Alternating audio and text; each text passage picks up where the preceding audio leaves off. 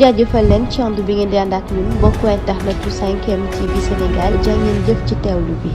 mbokk internet yu 5M TV Sénégal dal leen jàmm ci seen chaîne bile. ci tiis bi nga xam ni dal na ci Cheikhou Kouyaté moomee ñu ni kon du bokk sax benn yoon ci entraînement bi nga xam ni dinañ ko amal jëm nag ci talaata gi jëm rek ci ndam bi nga xam ni am nañ ko ci équipe bu Gambie bi 3-0 ci dara moom nag ñu ni jóge na sax ci tanière bi daal di ñëw file ci Ndakaaru ginnaaw génn àdduna bàyyam bile Cheikhou Kouyaté foofee ca réewu Côte d'Ivoire. Fédération sénégalaise kon ànd ceek moom rek moom milieu de terrain bi am rek ñaar fanweeri attaque ñeenti daal dinay jóge kon regroupement bu gaynde Sénégal yi kon ci talaata gi ngir ñëw fili ci Ndakaaru ginnaaw kon tiis bi nga xam ni dal na ci kawam moom Cheikhou Kouyaté ñu ni kon bàyyam bile daal di rek dëddu tey jile kon ñu daal di koy fësal ci talaata gi fukki fan ak juróom-benn ci weeru janvier fili ci Ndakaaru mu nekkoon fii kon milieu terrain bu ASC Yëgu dina rek daal di ñëw nag kon ci nag dëj bi waaye itam rek ci levée de corps bi